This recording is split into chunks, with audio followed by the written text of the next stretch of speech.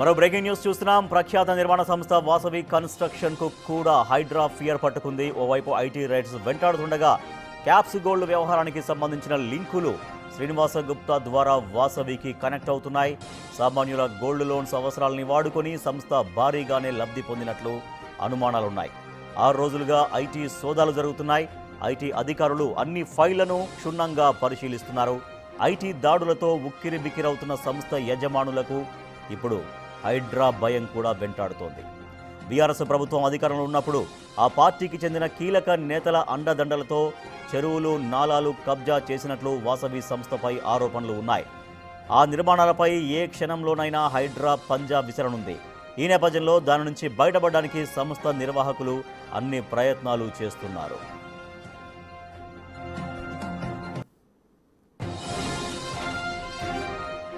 Vasavi constructions, Vasavi group of ventures పై తాజాగా IT rides జరిగాయి. 100 కోట్ల వ్యాపారం చేస్తూ భారీగా పన్ను ఎగవేశారు అన్న సమాచారంతో ఐటీ సోదాలు జరిగాయి. 40కి పైగా అధికార బృందాలు ఏకకాలంలో 20 ప్రాంతాల్లో తనిఖీలు చేపట్టారు. వాసవి గ్రూప్ చైర్మన్, వైస్ చైర్మన్తో పాటు డైరెక్టర్ల ఇండ్లపై కూడా దాడులు చేశారు. సంస్థ హెడ్ ఆఫీస్తో పాటు అనుబంధ ఆఫీసుల్లో కూడా సోదాలు చేశారు. పలు కీలక డాక్యుమెంట్లను సీజ్ చేశారు. వాసవి గ్రూప్ సంస్థకు వస్తున్న ఆదాయం, ప్రభుత్వానికి చెల్లిస్తున్న పన్ను మధ్య భారీ వ్యత్యాసం ఉన్నట్లు గుర్తించి ఇప్పటికే కేసులు నమోదు చేశారు.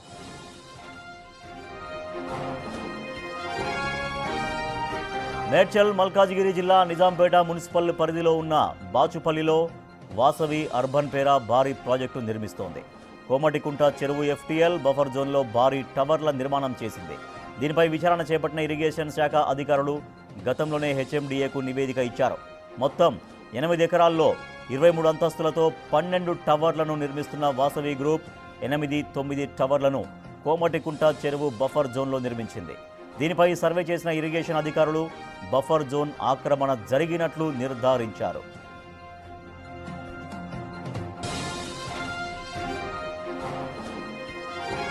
మరోవైపు వాసవి సంస్థ బఫర్ జోన్ ఆక్రమణలపై స్థానికులు హైడ్రాకు ఫిర్యాదులు చేశారు. దీంతో రంగంలోకి దిగిన హైడ్రా అధికారులు మరోసారి ఇరిగేషన్ అధికారులతో కలిసి జాయింట్ సర్వే చేశారు. ఇందులో కూడా వాసవి గ్రూప్ కోమటికుంట చెరువు బఫర్ జోన్ స్థలాన్ని ఆక్రమించి నిర్మాణాలు చేసినట్లు నిర్ధారించారు. అయితే హైడ్రా అధికారులు ఇప్పటివరకు దీనిపై ఎలాంటి చర్యలు తీసుకోలేదు.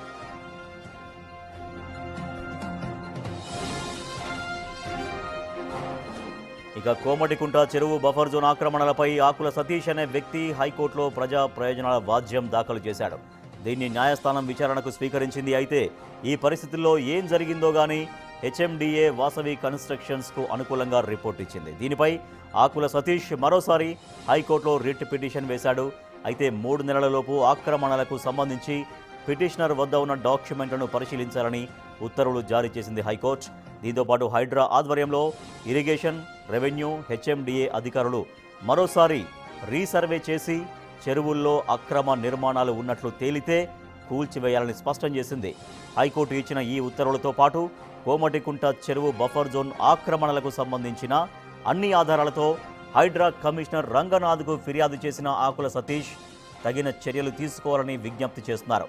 కబ్జా జరిగినట్టు అన్ని ఆధారాలు ఉండడం, 3 నెలలు గడువు విధిస్తూ హైకోర్టు ఆదేశాలు కూడా జారీ చేసిన నేపథ్యంలో ఏ క్షణంలోనైనా హైడ్రా కోమటికుంట బఫర్ జోన్లో నిర్మించిన నిర్మాణాలపై చర్యలు తీసుకునే అవకాశం ఉంది. సరిగ్గా ఈ పరిణామమే వాసవి గ్రూపు యజమానుల గుండెల్లో దడ పుట్టిస్తోంది.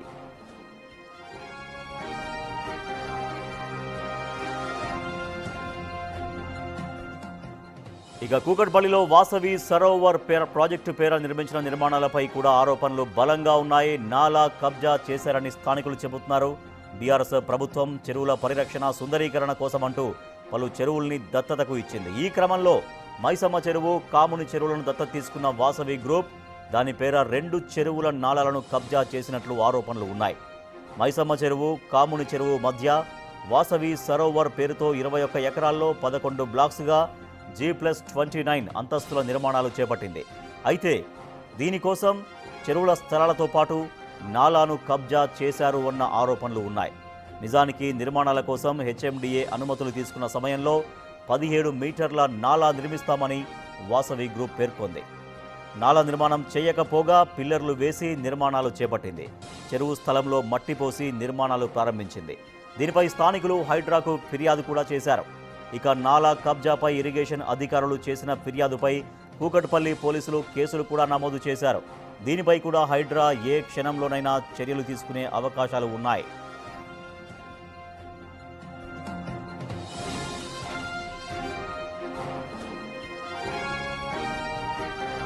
వాసవి గ్రూప్పై కొంతకాలం క్రితం కొనుగోలుదారులు కూడా తిరగబడ్డారు. డబ్బు మొత్తం చెల్లించినా ఫ్లాట్లను అప్పగించకపోవడంతో వందలాది మంది కొనుగోలుదారులు బంజారాహిల్స్ రోడ్ నెంబర్ 12లోని ఆ సంస్థ కార్యాలయాన్ని ముట్టడించారు. కార్యాలయంలోకి చొచ్చుకుపోయి ఆందోళన జరిపారు. తమ ఫ్లాట్లను ఎప్పటిలోగా అప్పగిస్తారో తేల్చి చెప్పాలంటూ బైఠాయించారు. అబీజ్పేటలో వాసవి లేక్ సిటీ ప్రాజెక్టు పేర సంస్థ నిర్మాణాలు చేపట్టగా 2020లో బుక్ చేసుకున్న వందలాది మంది 90% డబ్బు కూడా చెల్లించారు. 2024 నాటికి ప్రాజెక్టు పూర్తి చేసి డబ్బు చెల్లించిన వారికి అప్పగించాల్సి ఉన్నా వాసవి గ్రూప్ ఇప్పటికీ నిర్మాణాలను పూర్తి చేయలేదు. ఈ నేపథ్యంలోనే కొనుగోలుదారులు ఆందోళనకు దిగారు. ఇక్కడ గమనించాల్సిన మరో అంశం ఏంటంటే ఉప్పల్లో వాసవి మెట్రో పోలీస్ ప్రాజెక్టులో ఫ్లాట్లు కొనడానికి డబ్బు చెల్లించిన వారు కూడా నిరసనలో పాల్గొన్నారు.